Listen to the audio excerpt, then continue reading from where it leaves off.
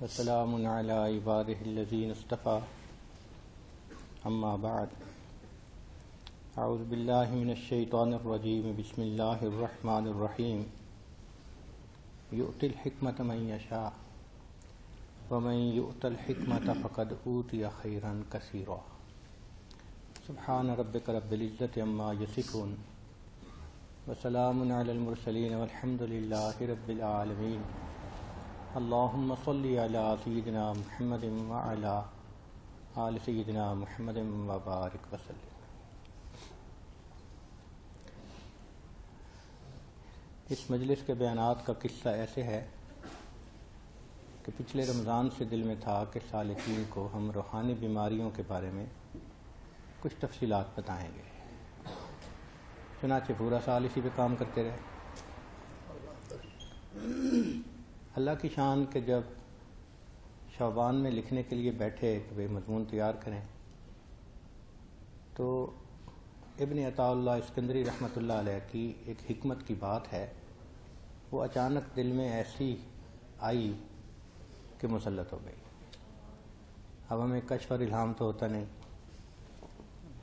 لیکن اتنا ہوا کہ وہ روحانی بیماریوں کی طرف ذہن ہی نہیں چلتا تھا، خالی۔ تو پھر ہم نے ہتھیار ڈال لیے کہ بھائی شاید اسی میں اللہ کی طرف سے خیر ہوگی۔ تو ہم نے مصر کے ایک بزرگ گزرے ہیں ابن عطا اللہ اسکندری رحمۃ اللہ علیہ، ان کی حکمت بھری باتیں وہ اکثر مشائخ رمضان میں اعتکاف کے لوگوں کو سنایا کرتے ہیں۔ اس پہ بہت کام ہوا تو ہم نے اس پہ کچھ کام کرنا شروع کر دیا۔ ذہن میں خیال آیا کہ بھائی وہ تو معرفت کی باتیں ہیں تو وہ تو بڑے لوگ کر سکتے ہیں۔ پھر دل میں خیال آیا کہ آخر 40 سال گزر گئے ہمیں مشائخ سے باتیں سنتے ہوئے، تو کچھ تو ذمہ داری ہماری بھی بنتی ہے۔ یہ جو مشائخ سے باتیں سنی جاتی ہیں یہ علم امت کا سرمایہ ہوتا ہے، یہ بندے کی ذاتی جائیداد نہیں ہوتی۔ اس کو اگر آگے نہ پہنچایا جائے تو انسان سے پوچھ ہوتی ہے۔ تو پھر یہی سوچا کہ چلیں جو اپنے بڑوں سے باتیں سنی وہی باتیں ہم بیان کر دیں گے۔ لیکن جب اس پہ کام شروع کیا تو پتہ چلا کہ وہ جو بزرگ تھے وہ شاذلیہ سلسلے کے تھے، اور اس پر جو پہلے تشریحات لکھی گئیں وہ شاذلیہ سلسلے کے بزرگوں نے ہی لکھی۔ پھر ہندوستان میں کنز العمال کے جو مصنف ہیں علی متقی رحمۃ اللہ علیہ، انہوں نے سب سے پہلے اس کو مبوب کیا، یعنی باب بنا دیے، چونکہ یہ متفرق سی تھی۔ پھر اس پہ کام ہونا شروع ہوا تو اس کا ترجمہ بھی ہوا، حضرت شیخ الہند رحمۃ اللہ علیہ نے بھی کام کیا، پھر حضرت مولانا عبداللہ گنگوہی رحمۃ اللہ علیہ نے اس کا ترجمہ لکھا، پھر اس پر حضرت شیخ الحدیث رحمۃ اللہ علیہ نے بھی تشریح لکھی، تو بڑے بزرگوں نے کام کیا۔ لیکن ایک بات تھی کہ وہ سب کے سب مشائخ چشت اہل بہشت تھے۔ ہمیں کوئی ایسی کتاب نہ ملی کہ جو نقشبندی مشائخ نے اس پہ کام کیا ہو۔ تو پھر ایسے دل کو محسوس ہوا کہ بھائی واقعی ضرورت تھی اس کی کہ ان حکم کو مشائخ نقشبند کے اقوال کی روشنی میں ہم سمجھنے کی کوشش کریں۔ تو اس پر پہلے ہم نے سوچا کہ یہ تقریباً 150 کے قریب ہیں تو ہم رمضان میں 150 مکمل کر لیں گے، لیکن جب کرنے بیٹھے تو پتہ چلا کہ ایک ایک حکمت کے اندر بہت تفصیلات ہیں، تو گویا 10 بیانات میں ہم صرف 15 حکمتوں کی تفصیل کی ہے۔ تو سوچا کہ چلیں ایک نیا کام ہے، اللہ تعالیٰ اسی میں خیر ڈالیں گے۔ تو اس طرح یہ مجالس اس دفعہ ان کی حکمت بھری باتوں کی روشنی میں کچھ تفصیلات ہوں۔ قرآن مجید میں اللہ تعالیٰ فرماتے ہیں کہ وہ جس کو چاہتے ہیں حکمت عطا فرما دیتے ہیں، اور جس کو حکمت مل جائے فقد اوتی خیرا کثیرا، اس کو کثیر خیر نصیب ہو گئی۔ حکمت کیا ہوتی ہے؟ زید بن اسلم کہتے ہیں الحکمت الفہم عن اللہ فی امرہ و نہیہ، اللہ کی طرف سے جو امر ہے یا نہیں ہے اس کی فہم بندے کو مل جانا۔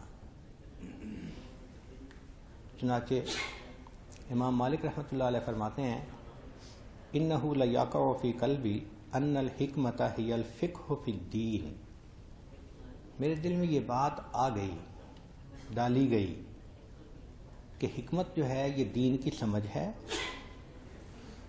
وَأَمْرٌ يُدْخِلُهُ اللَّهُ فِي الْقُلُوبِ مِنْ رَحْمَتِهِ وَفَضْلِهِ، اللہ تعالیٰ یہ دلوں میں ڈال دیتا ہے اپنے فضل سے اور اپنی رحمت سے۔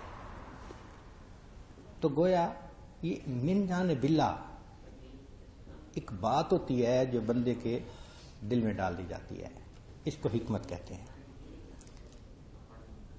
جو حکیم ہو اس کو ہم دانا کہتے ہیں۔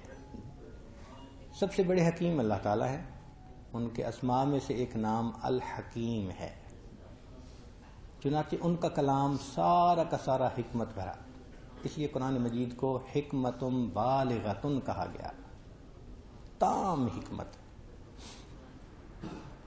اور قرآن مجید میں اللہ فرماتے ہیں ذالک مما اوحی الیک ربک من الحکمہ وَاذْكُرْنَ مَا يُتْلَى فِي بُيُوتِكُنَّ مِنْ آیَاتِ اللَّهِ وَالْحِکْمَةِ، اس کا مطلب یہ کہ قرآن مجید کی جو آیات ہیں ساری کی ساری حکمت سے بھری ہوئی باتیں ہیں۔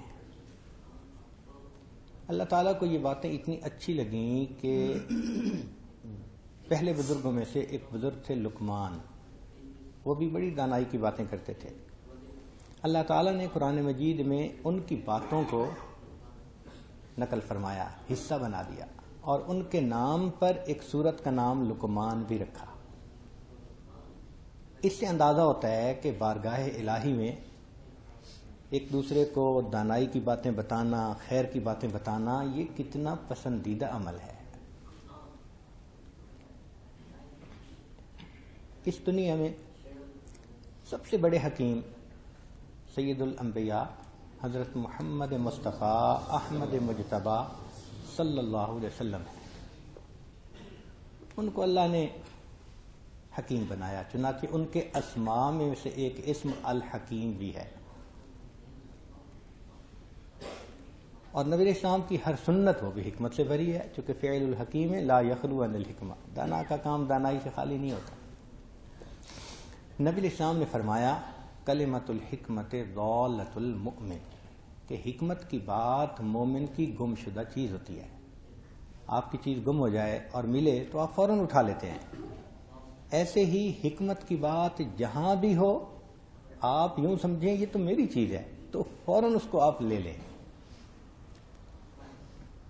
یہاں تک کہ نبی علیہ السلام نے ارشاد فرمایا خذوا الحکمت ولو من السنۃ المشرکین، کہ تم حکمت کی بات حاصل کرو اگرچہ مشرکین کی زبان سے نکلی ہو، یعنی کافر اور مشرک بھی کوئی ایسی بات کرے کہ جو بہت دانائی کی ہو تو تم اس کو بھی حاصل کر لو۔ اس سے اندازہ لگائیے کہ اس کی اہمیت کیا ہے۔ اور حکمتوں میں سے جو اعلیٰ ترین بات ہے وہ تو نبی السلام نے بتلا دیا کہ رأس الحکمت مخافت اللہ، کہ حکمت کی جو چوٹی ہے وہ اللہ کا خوف ہے۔ سب دانائیوں کی باتوں میں سے بڑی دانائی کی بات اللہ کا خوف ہے۔ جس بندے کو یہ مل گیا اس کی زندگی معصیت سے خالی ہو گئی۔ چنانچہ حدیث مبارکہ میں انس اللہ عنہ روایت کرتے ہیں کہ نبی السلام نے ارشاد فرمایا ان الحکمت تزید الشریف شرفا، کہ حکمت شریف بندے کے شرف کو بڑھاتی ہے، وترفع العبد المملوک حتی تجلسہ مجالس الملوک، اور یہ جو غلام ہوتا ہے اس کے درجے کو اتنا بڑھا دیتی ہے کہ وہ بادشاہوں کی محفل میں بٹھایا جاتا ہے۔ سبحان اللہ، یعنی غلام کے اندر بھی اگر یہ صفت آ جائے تو وہ غلام ہونے کے باوجود بادشاہوں کی مجلسوں میں بٹھایا جاتا ہے، اللہ اس کو ایسا شرف عطا فرما دیتے ہیں۔ نبی علیہ الصلوۃ والسلام نے فرمایا کہ مجھے اللہ تعالیٰ نے جوامع الکلم عطا فرمائے، جواہر الحکم عطا فرمائے۔ چنانچہ محبوب صلی اللہ علیہ وسلم کی باتوں پہ اگر غور کریں تو کل دنگ رہ جاتی ہے. چند لفظوں میں ایسی بات سمیٹ دیتے ہیں اور ایسی بات جو دل کو ٹھکتی ہے. جا کے دنیا کہتی ہے دریا کو کوزے میں بند کر دیا، اور مجھے تو لگتا ہے سمندر کو کوزے میں بند کر دیا. چنانچہ چھوٹی چھوٹی باتیں برکت کی خاطر ہم اس وقت ضرور پڑھیں گے تاکہ محبوب صلی اللہ علیہ وسلم کی باتوں سے ہم ابتدا کریں. فرمایا ما قل و کفا خیر مما کثر و الہا. تھوڑا جو کفایت کرنے والا ہو وہ اس سے بہتر ہے جو زیادہ ہو اور پریشان کرنے والا. کیا خوبصورت بات کہی ہے. فرمایا البلاء مؤکل بالمنطق، کہ بلا جو ہوتی ہے نا وہ بولنے پہ آتی ہے. جو بندہ نہیں بولتا وہ فتنے بھی نہیں پڑتا، غلطی بھی نہیں کرتا. جتنا بولو گے اتنا غلطیاں کرو گے. فرمایا السعید من وعظ بغیرہ، سعادت مند وہ ہوتا ہے جو دوسرے سے عبرت پکڑے کہ بھئی فلاں نے ایسا کیا تو ایسا ہوا، بھئی مجھے نہیں کرنا. ایسا شخص وہ سعید ہوتا ہے، اور جو عبرت نہ پکڑے وہ پھر شقی ہوتا ہے. فرمایا الصامت حکمت وقلیل فاعلہ، کہ خاموشی حکمت ہے مگر اس کے کرنے والے تھوڑے ہیں. یعنی ٹر ٹر کرنے والے زیادہ ہیں، خاموش رہنے والے تھوڑے ہیں. فرمایا القناعۃ مال لا ينفد، قناعت ایسا مال ہے جو ختم ہی نہیں ہوتا. فرمایا الدین النصیحہ، دین سراسر خیر خواہی ہے. سبحان اللہ. دو لفظوں میں بات سمیٹی نا، پورے دین کا خلاصہ بتلا دیا کہ دین اسلام کیا ہے. اب آپ سے کوئی پوچھے جی دین اسلام کیا ہے تو آپ کو یہ بات یاد ہونی چاہیے کہ الدین النصیحہ، دین خیر خواہی ہے. اور یہ دونوں لازم و ملزوم ہیں، ان میں چولی دامن کا ساتھ ہے. کیوں کہ دونوں کو معرفہ لایا گیا. جب ایسا ہو تو اس کا مطلب یہ کہ جہاں دین ہوگا وہیں خیر خواہی ہوگی، اور جہاں خیر خواہی ہوگی وہیں دین ہوگا. یہ نہیں ہو سکتا کہ بدخواہی اور دین اکٹھے ہوں، نہیں ہو سکتا. پھر فرمایا الحیاء شعبۃ من الایمان. فرمایا المجالس بالامانہ، مجالس کی بات جو ہوتی ہے وہ امانت ہوتی ہے. الدعاء مخ العبادہ، دعا عبادت کا مغز ہے. المرء مع من احب، بندہ اسی کے ساتھ ہوگا جس سے محبت ہوگی. الخمر جماع الاسم، شراب یہ گناہوں کا مجموعہ، یعنی گناہوں کی ماں ہے. الانات من اللہ والعجلۃ من الشیطان، سکون اللہ کی طرف سے ہے اور جلد بازی شیطان کی طرف سے ہے. المؤمن غر کریم، مومن بھولا ہوتا ہے، کریم ہوتا ہے. والفاجر خب لئیم، اور جو فاجر ہوتا ہے وہ عیار ہوتا ہے اور کمینہ ہوتا ہے. اب ہم دیکھیں کہ ہمارے اندر کیا چیز ہے. ہوتا ہے نا کئی مرتبہ ایسا عیار ذہن ہوتا ہے، ایک عیاری پھر دوسری عیاری پھر تیسری عیاری، عیاریاں ہی دکھاتا رہتا ہے بندہ. فرمایا الظلم و ظلمات یوم القیامہ، ظلم جو ہے یہ قیامت کے دن کے اندھیرے، جتنا ظلم کرے گا اتنا اندھیروں پہ اندھیرے. ظلمات بعضها فوق بعض. البادئ بالسلام بریء من الکبر، جو سلام کی ابتدا کرے وہ شخص تکبر سے بری ہوتا ہے. یعنی متکبر بندہ سلام نہیں کرتا، اور جو سلام میں پہل کرتا ہے اس بندے کے اندر تکبر نہیں ہوتا. الدنیا سجن المؤمن و جنت الکافر، دنیا مومن کے لیے قید خانہ ہے اور کافر کے لیے جنت ہے. اس کا معنی اکثر لوگ سمجھتے ہیں کہ چونکہ شریعت میں پابندیاں ہیں لہذا قید خانہ، اور کافر کو کھلی آزادی ہے اس کی جنت ہے. یہ معنی نہیں ہے. معنی یہ ہے کہ مومن کو دنیا میں جتنی لذتیں مل جائیں، نعمتیں مل جائیں، آخرت کے مقابلے میں پھر بھی قید خانے کی طرح ہے. اور کافر کو جتنی دنیا میں سختی اور سزا ملے جہنم کے مقابلے میں پھر بھی جنت کی مانند ہے اس کے لیے. اس سے اندازہ لگانا چاہیے کہ آخرت کیا ہے اور دنیا کیا ہے. فرمایا الید العلیٰ خیر من الید السفلی، اوپر والا ہاتھ نیچے والے ہاتھ سے بہتر ہوتا ہے، یعنی دینے والا ہاتھ لینے والے ہاتھ سے بہتر ہوتا ہے. الطہور شطر الایمان، صفائی پاکیزگی ایمان کا حصہ ہے. النساء حبائل الشیطان، عورتیں شیطان کی رسیاں ہوتی ہیں. جس طرح رسی سے کوئی چیز کھینچی جاتی ہے تو شیطان بھی اسی طرح بے پردہ عورتوں کے ذریعے سے مردوں کو گناہوں کی طرف کھینچتا ہے. الطائم الشاکر کالصائم الصابر، کالصائم الصابر، کیا خوبصورت بات فرمائی ہے کہ جو انسان پیٹ بھر کر کھائے اور اللہ کا شکر ادا کرے اس کو ایسے ہی اجر ملے گا جیسے روزہ رکھ کر صبر کرنے والے کو اجر ملتا ہے. سبحان اللہ.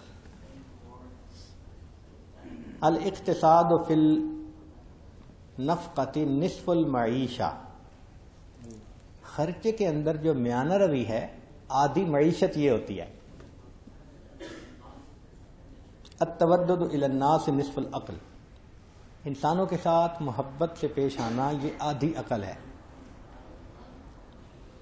الکیس من دان نفسہ، عقل مند وہ ہوتا ہے جو اپنے نفس کو اپنا ماتحت بنا لے.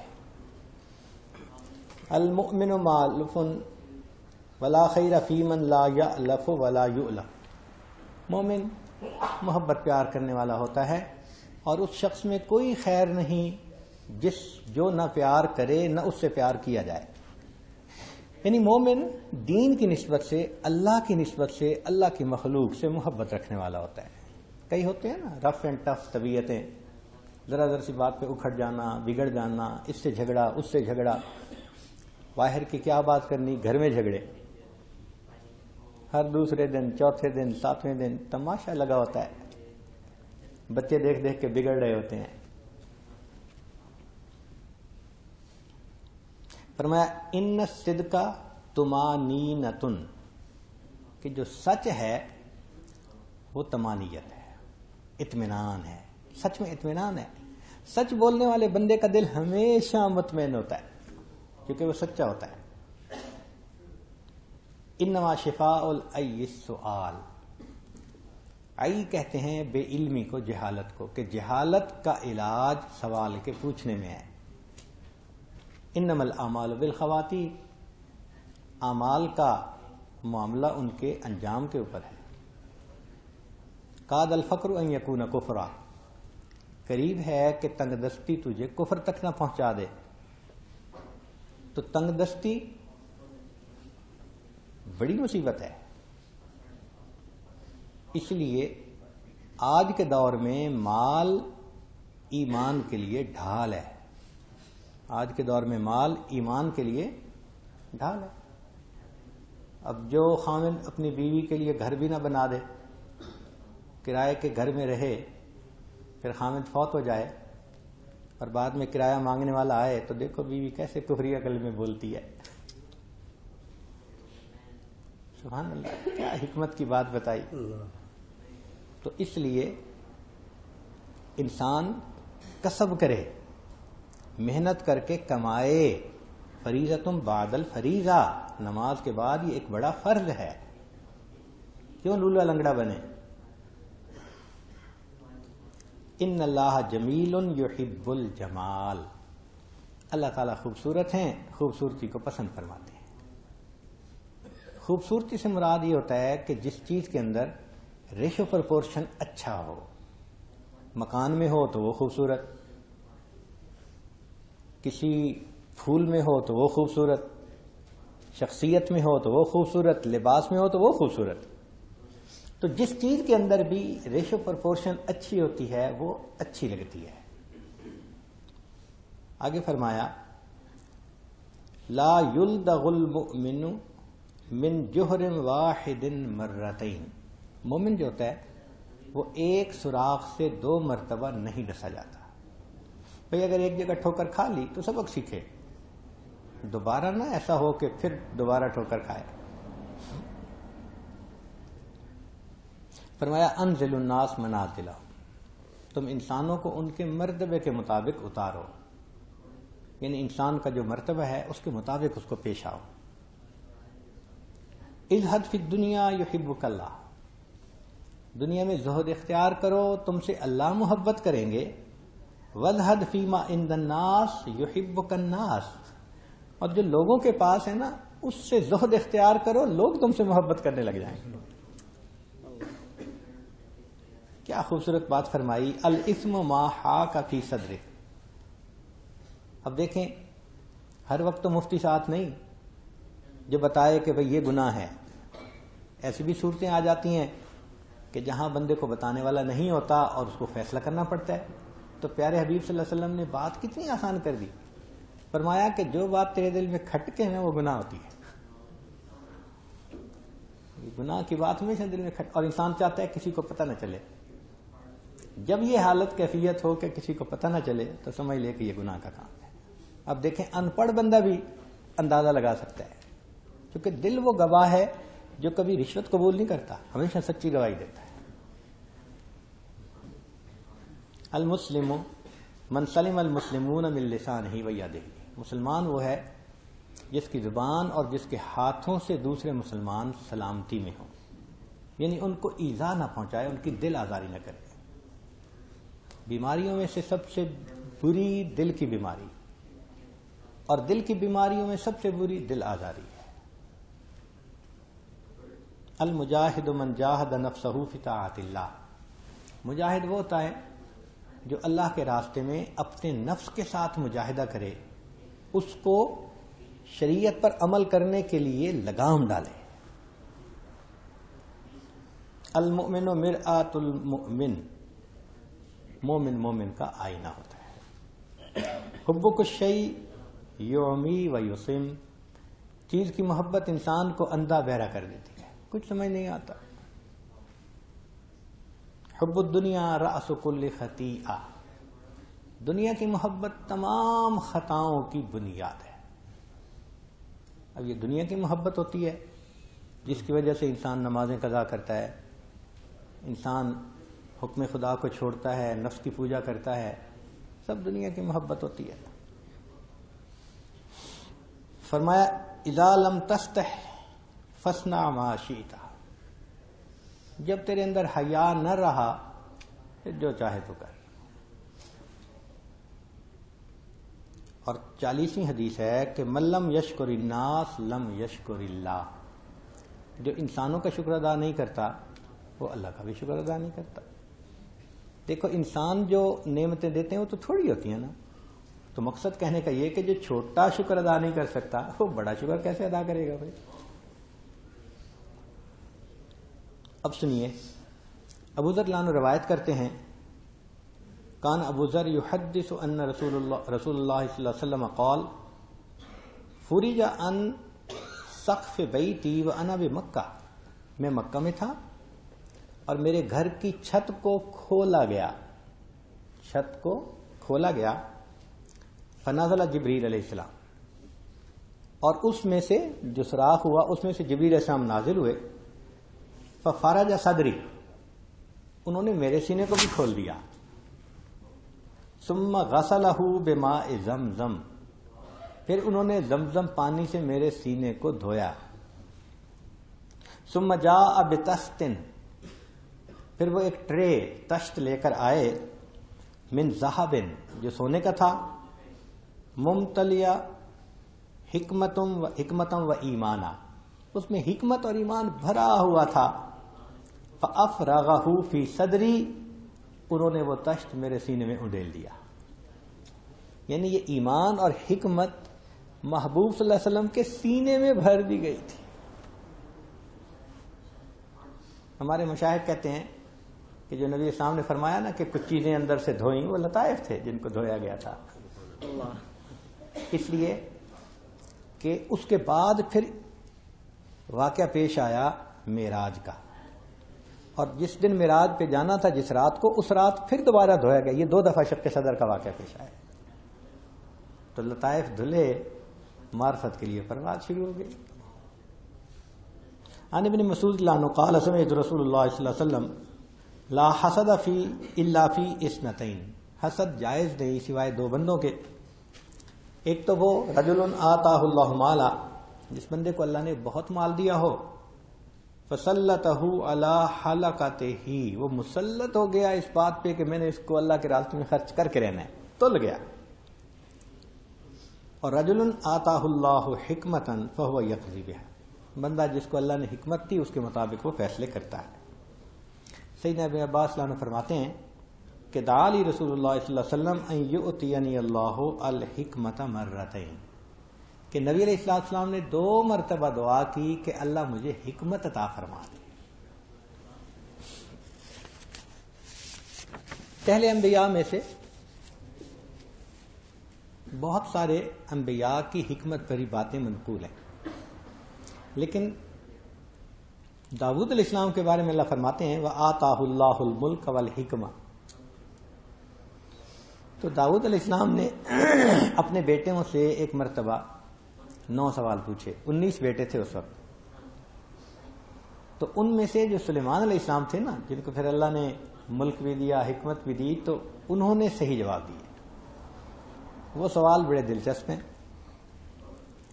انہوں نے کہا بھئی انسان کے سب سے قریب کون سی چیز ہے؟ اور تو جواب دے نہ سکا کوئی. سلیمان صاحب نے کہا کہ موت انسان کے سب سے قریب ہے، اور یہ ٹھیک جواب تھا. دوسرا سوال پوچھا کہ انسان سے سب سے زیادہ دور کون سی چیز ہے؟ تو اوروں نے تو مختلف جواب دیے. سلیمان علیہ السلام نے کہا کہ جو وقت گزر چکا وہ انسان سے بہت دور ہے، اس لیے کہ وہ لوٹ کے نہیں آ سکتا. پھر انہوں نے پوچھا کہ یہ بتاؤ کہ کون سی 2 چیزیں آپس میں جڑی ہوئی ہیں؟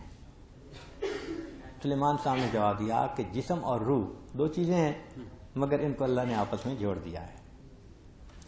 پوچھا کہ سب سے زیادہ خوف کھانے والی چیز کون سی ہے؟ تو سلیمان صاحب نے جواب دیا کہ مردہ میت جو ہے نا، سب سے زیادہ خوف کھانے والی چیز ہے کہ ایک دن مجھے بھی اسی طرح کندھوں پہ اٹھایا جائے گا. نہ یہ حسن رہے گا، نہ مال رہے گا، نہ یہ دنیا کا عیال ہوگا، جانا پڑ جائے گا. فرمایا کون سی 2 چیزیں ہیں جو بدلتی نہیں؟ تو سلیمان صاحب نے بتلایا کہ زمین اور آسمان. جب سے انسان کی تاریخ شروع ہوئی، زمین بھی اسی طرح، آسمان بھی اسی طرح. پوچھا اچھا کون سی 2 چیزیں ہیں جو بدلتی رہتی ہیں؟ تو سلیمان صاحب نے فرمایا دن اور رات. یہ 2 چیزیں ہیں جو بدلتی رہتی ہیں. پوچھا کون سی 2 چیزیں ہیں جو ایک دوسرے سے مختلف ہیں؟ تو فرمایا زندگی اور موت. پوچھا کون سا عمل جس کا انجام ہمیشہ اچھا؟ تو بتایا صبر. صبر کا انجام ہمیشہ اچھا. پوچھا اچھا کون سا عمل جس کا انجام ہمیشہ برا؟ فرمایا غصہ. غصے کا انجام ہمیشہ برا ہی ہوتا ہے. چنانچہ یہ حکمت ہر بندے کو مل سکتی ہے اگر وہ محنت کرے، عبادت کرے اخلاص کے ساتھ. سنیے نبی صلی اللہ علیہ وسلم نے ارشاد فرمایا من اخلص عبد العمل 40 یوما الا ظہرت ینابیع الحکمت من قلبہ علی لسانہ. جو بندہ 40 دن اخلاص کے ساتھ اللہ کی عبادت کرے، اس کے دل سے حکمت کے چشمے پھوٹتے ہیں اور اس کی زبان سے ظاہر ہوتے ہیں. ہمارے حضرت مرشد عالم رحمۃ اللہ علیہ اس حدیث کو سند بناتے تھے. فرماتے تھے کہ جو سلوک سیکھنا ہے یہ تو عوام کے لیے سالوں کا مسئلہ ہے. یہ سبزی بیچنے والا، یہ گوشت بیچنے والا، یہ کپڑا بیچنے والا، جن کے یہ کام ہے نا، ان کے لیے سالوں کے مسئلے ہیں. فرماتے تھے علماء کے لیے نہیں ہے.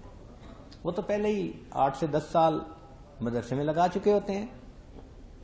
تو جو پہلے 8 سے 10 سال لگا چکے، اب ان کے لیے معرفت کا پانا، فرمایا یہ سالوں کے مسئلے نہیں ہوتے.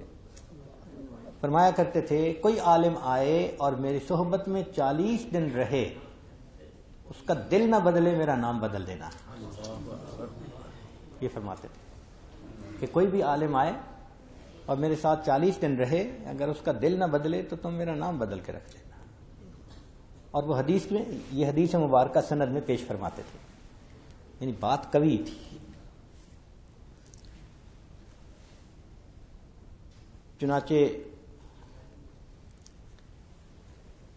سقراط کا ایک قول ہے، من اوتی الحکمت فلا یجزع لفقد الذهب والفضہ، جس کو حکمت عطا کی گئی اس کو سونے اور چاندی کی کمی پہ افسوس نہیں کرنا چاہیے، اس کو بہت بڑی نعمت عطا کر دی گئی.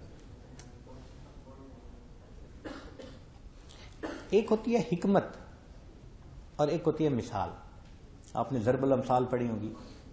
یہ دو الگ الگ چیزیں ہیں، یعنی بعض باتیں مشہور ہو جاتی ہیں. فرق کیا ہے کہ کل حکمت مثل ولیس کل مثل حکمہ. ہر حکمت وہ مثال تو ہوتی ہے، لیکن ہر مثال حکمت نہیں ہوتی. عام باتیں بھی مشہور ہو جاتی ہیں. اب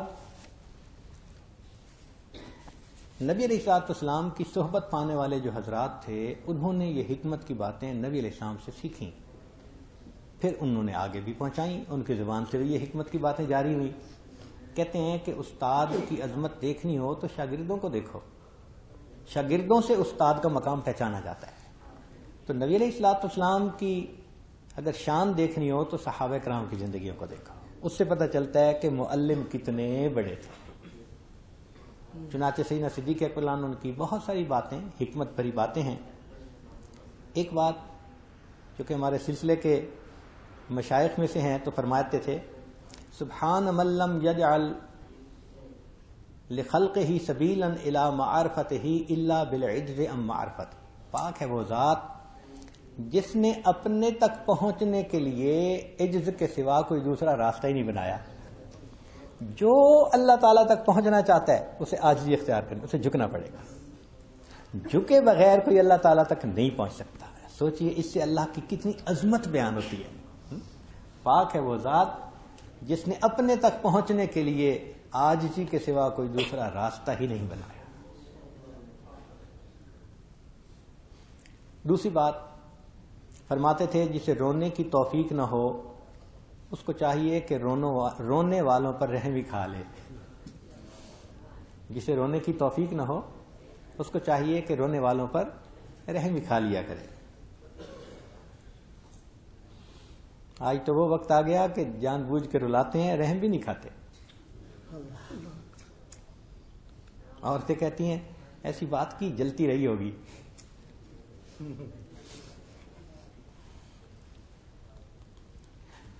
سیدنا صدیق اکبر عنہ نے فرمایا، مخلوق سے تکلیف ہٹا کر خود اٹھا لینا حقیقی سخاوت ہے. یعنی سخی وہ ہے جو دوسری کی تکلیف اپنے اوپر لے لے، یہ سخاوت ہے. اور ایک ان کا قول بڑا عجیب ہے، عجبا لضعیف یعصی قویہ. تعجب ہے اس کمزور پر جو ایک قوی کی نافرمانی کر رہا ہے. بھئی انسان جیسا کمزور کوئی نہیں اور اللہ سے بڑھ کر قوی کوئی نہیں. اب اتنا کمزور اتنے قوی کی نافرمانی کرے. عام طور پہ تو دستور ہے نا کہ لوگ قوی کی نافرمانی سے ڈرتے ہیں، بھائی پکڑ لے گا، مارے گا، غصہ کرے گا. لیکن انسان کی حالت دیکھو کہ کمزور بھی سب سے زیادہ اور نافرمانی بھی اس ذات کی کرتا ہے جو سب سے زیادہ قوی ہے. عمر فاروق لانو، ان کی حکمت کی بات بڑی پیاری ہے. فرماتے تھے، جو شخص میرے پاس میرے عیوب کا تحفہ لائے گا میں اس کے لیے مغفرت کی دعا کروں گا. جو شخص میرے پاس میرے عیوب کا تحفہ لائے گا، آج تو کسی کو غلطی بتا دو تو غصہ کرتا ہے، میں اسے سمجھوں ہوں دشمن جو مجھے سمجھائے ہے. اور وہ فرماتے ہیں کہ میرے پاس جو ایوب کا تحفہ لائے گا میں اس کے لیے مغفرت کی دعا کروں گا. اللہ کی شان دیکھیں کہ آئیڈیا تھا عمر فاروق لانو کا. آج کل ایک کتاب بہت مشہور ہے, اس کی ملینز کاپیز بک چکی ہیں, اور اس کا عنوان پتہ کیا ہے؟ Gift of imperfections. Gift of imperfection. 1400 سال کے بعد ان کی ہوئی بات کو آج دنیا نے محسوس کیا تو کتاب لکھی گفٹ آف امپرفیکشن, اور لوگ اس کو پڑھ رہے ہیں. جو شخص میرے پاس ایوب کا تحفہ لائے گا میں اس کے لیے مغفرت کی دعا کروں گا. پھر فرمایا کہ اللہ تعالیٰ اس وقت تک کسی کو ذلیل نہیں کرتا جب تک اس کی برائی حد سے نہ بڑھ جائے. عمر فاروق لانو نے ایک شخص کو چوری کرتے ہوئے پکڑا, اس نے کہا جی پہلی دفعہ کی ہے. تو میں ممکن ہی نہیں کہ بندہ پہلی دفعہ گناہ کرے اور ذلیل ہو جائے, عادی ہے. اور واقعی وہ عادی نکلا. اللہ تعالیٰ کا بھی یہ دستور ہے. اللہ تعالیٰ ایک گناہ ایک غلطی پہ جہنم میں نہیں ڈالتے. ہاں, بلا من کسب سیئۃ وَأَحَاطَتْ بِهِ خَطِیئَتُهُ فَأُولَٰئِکَ أَصْحَابُ النَّارِ. دیکھا, احاطہ, جو ڈوب جائے گناہ میں, گر جائے گناہ میں. اب دیکھیں یہ جو نوجوان ناجائز تعلقات میں گرفتار ہوتے ہیں نا, یہ جھوٹ میں گھر جاتے ہیں. اتنا جھوٹ بولنا پڑتا ہے, ابو سے جھوٹ, امی سے جھوٹ, اس سے جھوٹ, جس سے تعلق رکھتے ہیں اس سے بھی جھوٹ, تو گھیر جاتا ہے. جب بندہ کسی گناہ میں گھیر جائے سمجھ لے کہ اب میرے لیے پکڑ کا وقت آ گیا ہے. اللہ حلیم ہے, کریم ہے, ایک غلطی پہ نہیں پکڑتے. فرمایا کرتے تھے کہ گناہ کی ذلت سے گناہ کا چھوڑ دینا زیادہ آسان ہے. بھائی ذلیل جو ہونا پڑے اس سے بہتر ہے بندہ گناہ ہی نہ کرے. Why to cut a sorry figure. حضرت عثمان غنی اللہ عنہ فرمایا کرتے تھے رضا بر قضا دنیا کی جنت ہے. بہت خوبصورت بات کہی. یعنی اللہ کی قضا پہ راضی رہنا یہ دنیا کی جنت ہے. جیسے ذنون مصری رحمۃ اللہ نے فرمایا کہ دنیا کا نظام میری مرضی سے چل رہا ہے. سننے والوں نے کہا ہاں یہ کیا بات کی؟ تو فرمایا دیکھو بھائی, میں نے اپنی مرضی کو اللہ کی مرضی میں گم کر دیا. اب دنیا کا نظام اللہ کی مرضی سے چل رہا ہے, میری مرضی سے چل رہا ہے.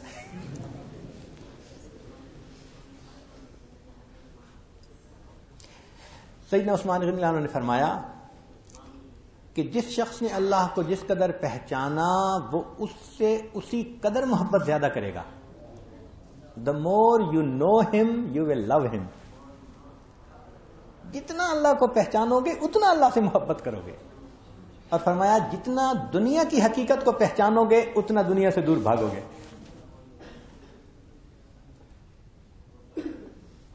فرماتے تھے کہ اگر تم گناہ کرنا چاہو تو ایسی جگہ جاؤ جہاں پر خدا نہ ہو.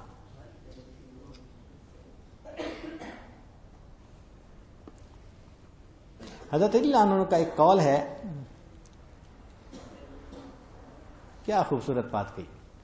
فرماتے تھے اے اللہ میرے لیے یہی عزت کافی ہے کہ تو میرا پروردگار ہے. کانوں میں رس گھل جاتا ہے یہ بات سن کے. اے اللہ میرے لیے یہی عزت کافی ہے کہ تو میرا پروردگار ہے, اور میرے لیے یہی فخر کافی ہے کہ میں تیرا بندہ ہوں. تیرا بندہ ہونا میرا فخر ہے. میرے لیے یہی عزت کافی ہے کہ تو میرا پروردگار ہے, اور میرے لیے یہی فخر کافی ہے کہ میں تیرا بندہ ہوں. فرماتے تھے الناس اعداء لما جاہلوا. لوگوں کو جس چیز کا نہیں پتا ہوتا وہ اس کے مخالف ہو جاتے ہیں. فرماتے تھے عرفت ربی بفسخ العزائم. میں نے اپنے ارادوں کے ٹوٹنے سے اللہ کی معرفت کو پا لیا کہ میں جو چاہتا ہوں میں کرنا چاہتا ہوں نہیں ہوتا. اس کا مطلب کوئی اور ہے جو میری مرضی نہیں پوری ہونے دیتا. تو مجھے اللہ کی معرفت اس سے حاصل ہو گئی.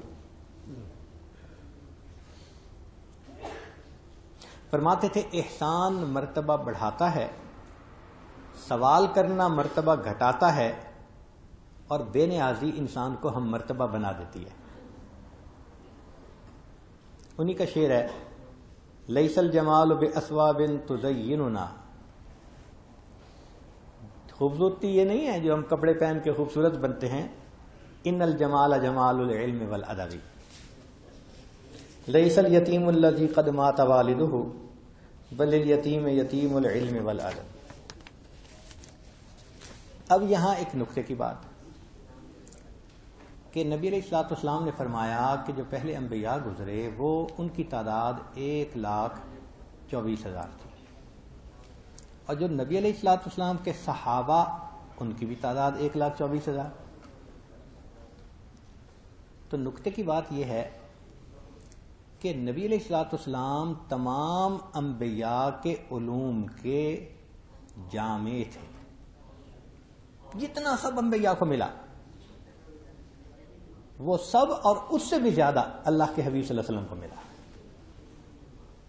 حسن یوسف، دم عیسیٰ، ید بیضا داری، آنچ خوباں ہمدارند تو تنہا داری۔ تو محبوب صلی اللہ علیہ وسلم تمام علوم کے وارث۔ اب سب انبیاء کی نسبتیں جب جمع ہو گئیں تو پھر نبی علیہ الصلوۃ والسلام سے وہ نسبتیں آگے صحابہ کو تقسیم ہوئی، چنانچہ ہر صحابی کسی نہ کسی نبی علیہ السلام کی نسبت کا وارث بنا، اور چونکہ نسبت کا وارث بنا اس لیے نبی علیہ السلام نے فرمایا اصحابک النجوم بأیہم اقتدیتم اہتدیتم، میرے صحابہ ستاروں کی مانند ہیں، جس کی پیروی کرو گے ہدایت پا جاؤ گے۔ تو ہر صحابی کو اللہ نے یہ نعمت بخشی نبی علیہ السلام۔ مثال کے طور پہ صدیق اکبر عنہ نبی علیہ السلام کے وارث بنے۔ جو علوم نبی علیہ السلام کو ملے سب سے زیادہ علوم نبوت صحابہ میں سے وہ صدیق اکبر عنہ نے حاصل کیے، حضرت علی عنہ نے بھی حاصل کیے، کیونکہ فرمایا انا مدینۃ العلم وعلی بابھا، مگر علماء نے لکھا کہ نبی علیہ السلام کے پاس علوم نبوت بھی تھے، علوم ولایت بھی تھے، تو علوم ولایت سب سے زیادہ حضرت علی عنہ نے حاصل کیے، اس لیے ان سے 3 سلسلے جاری ہوئے، چشتیہ بھی، سہروردیہ بھی، شاذلیہ بھی، اور علوم نبوت سب سے زیادہ صدیق اکبر عنہ نے حاصل کیے، اور ان سے پھر نقشبندیہ سلسلہ آگے چلا۔ اس لیے نقشبندیہ سلسلہ جو ہے اس میں علوم نبوت غالب ہے۔ پھر عمر عنہ جو تھے ان کو موسوی نسبت حاصل تھی۔ آپ ذرا زندگیوں پہ غور کرو، ادھر عصا تھا، ادھر ہاتھ میں کوڑا تھا، وہ بھی قوی تھے، قوی امین تھے، اور یہ بھی ماشاءاللہ قوی تھے۔ خود نبی علیہ السلام نے فرمایا عمر تم بہت قوی ہو، حجر اسود پہ جانا تو لوگوں کو پیچھے نہ دھکیلنا، تو یہ بھی قوی تھے۔ حضرت موسیٰ علیہ السلام میں جلال تھا تو حضرت عمر عنہ میں بھی جلال تھا، یعنی صحابہ بات کرتے ہوئے ڈرتے تھے، مشورہ کیا کون بات کرے، اچھا ان کی بیٹی سے بات کرتے ہیں، ام المومنین سے، وہ بات پہنچائے، ہم نہیں کر سکتے۔ تو ادھر بھی جلال تھا اور ادھر بھی جلال۔ اور دیکھیں حضرت موسیٰ علیہ الصلوۃ والسلام کو بھی کلیم کا رتبہ ملا، ان کو کلام سے نسبت تھی، کلیم جو بنے، اور حضرت عمر عنہ کو سبحان اللہ کانا رأیہ موافقۃ للوحی والکتاب، ان کی جو رائے تھی وہ قرآن، چنانچہ قرآن اترنے سے پہلے ہی کئی مرتبہ انہوں نے عرض کر دیا اے اللہ کے نبی صلی اللہ علیہ وسلم ایسے ہو جائے، اور ایسے ہی قرآن کی آیت اتر آئی، موافقت ہوتی تھی۔ تو کلام اللہ کے ساتھ مناسبت، تو ان کی زندگی میں دیکھیں تو موسوی نسبت غالب نظر آتی ہے۔ اسی طرح آگے بڑھیں تو اس امت میں ابن سیری رحمۃ اللہ علیہ ایک بزرگ گزرے ہیں، ان کو خوابوں کی تعبیر کا خوب علم اللہ نے عطا کیا، چنانچہ ان کی کتاب ہے تعبیر الرؤیا۔ جتنے علماء حضرات خوابوں کی تعبیر بتلاتے ہیں وہ ماخذ وہی ہے، وہیں سے دیکھ کے بتاتے ہیں۔ تو جس طرح کسی کو خواب کی تعبیر کا علم ملا، یہ کس کی نسبت تھی؟ یہ یوسف علیہ السلام کی۔ علمتنی من تعویل الاحادیث، یہ سرمایہ وہاں کا تھا، تقسیم ہو کے یہاں آپ پہنچا۔ اسی طرح جو حکمت تھی پہلے انبیاء میں، جیسے سلیمان علیہ السلام، داؤد علیہ السلام، تو اس امت میں بھی حکمت کی باتیں کرنے والے کچھ حضرات گزرے. ان میں سے ایک جو تھے وہ ابن عطا اللہ اسکندری رحمۃ اللہ علیہ.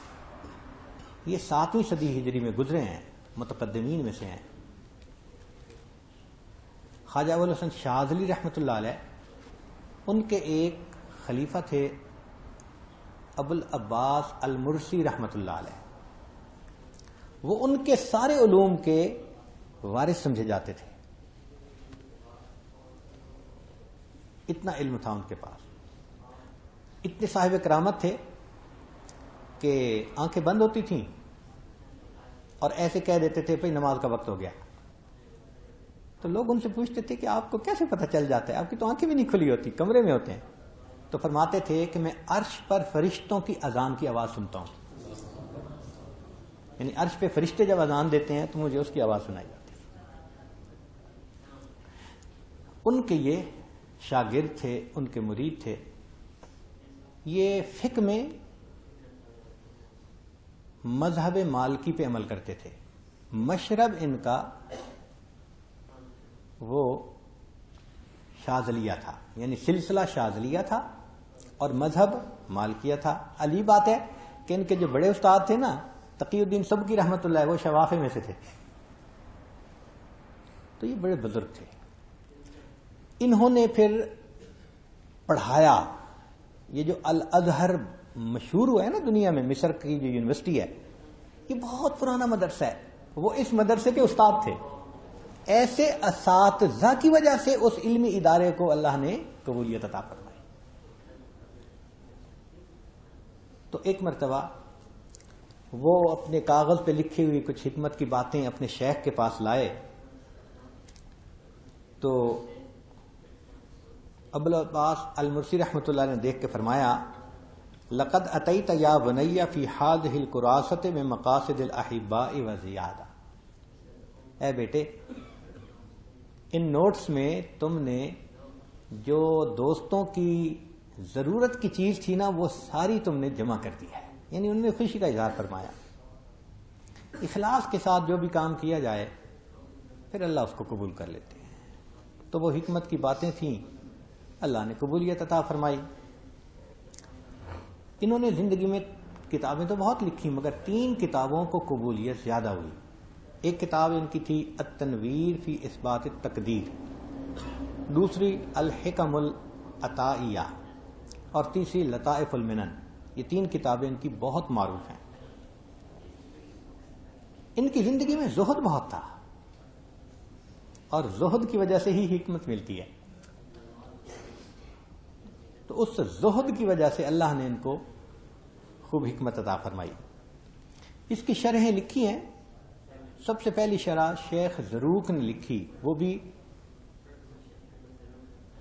پرانے لوگوں میں سے تھے. ویسے تو انہوں نے 3 شرحیں لکھی، لیکن ایک شرح ان کی بڑی مقبول ہوئی. پھر بعد میں ایک بزرگ آئے، انہوں نے ابن عجیبہ تھے ان کا نام، انہوں نے ایقاظ الہمم کے نام سے اس کی تشریح لکھی. وہ بھی بہت مقبول ہوئی، اور بہت سارے مشائخ نے لکھی. لیکن جیسے پہلے بتایا کہ وہ مشائخ یا تو شاذلیہ سلسلہ کے تھے، پھر بعد میں پاک و ہند میں مشائخ چشت اہل بہشت تھے. تو اس کی ضرورت محسوس ہوئی کہ ان حکمت کی باتوں کو مشائخ نقشبندیہ کے ذوق کے مطابق ذرا کھولا جائے. تو واقعی پھر کرنے والا کام تھا. تو اس لیے یہ فیصلہ کیا کہ ہم ان مجالس میں وہ کچھ حکمتیں کھولیں گے. یہ اللہ تعالیٰ کے مقبول بندے تھے.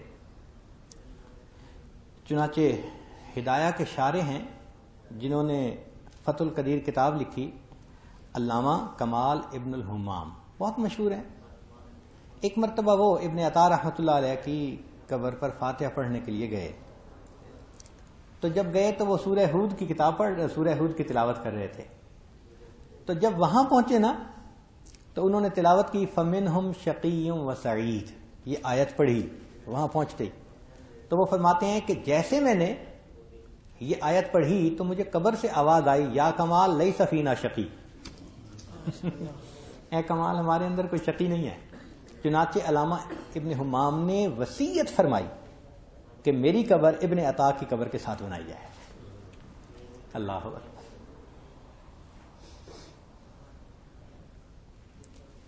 چنانچہ ہماری اس مجلس کی ایک دلیل بھی ہے کہ لقمان حکیم نے اپنے بیٹے کو ایک نصیحت کی تھی جس کو نبی علیہ الصلوۃ والسلام نے بتلایا تو یہ حدیث بن گئی۔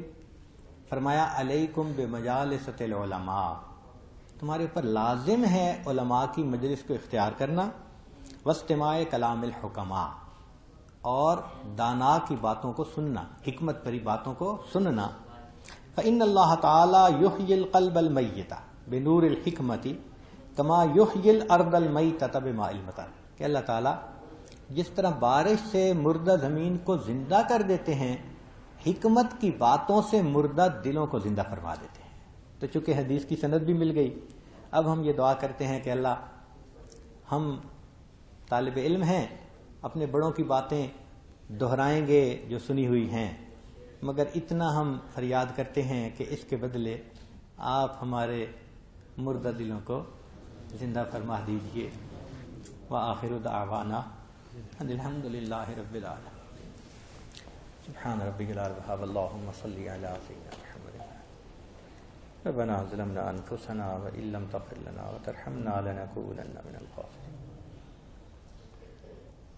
اللہم انا نسألک موجبات رحمتک وعزائم مغفرتک والغنیمۃ من کل بر والسلامۃ من کل لا تدع لنا ذنبا الا غفرتہ ولا ہما الا فرجتہ ولا حاجۃ ہی لک رضا الا قضیتها یا ارحم الراحمین۔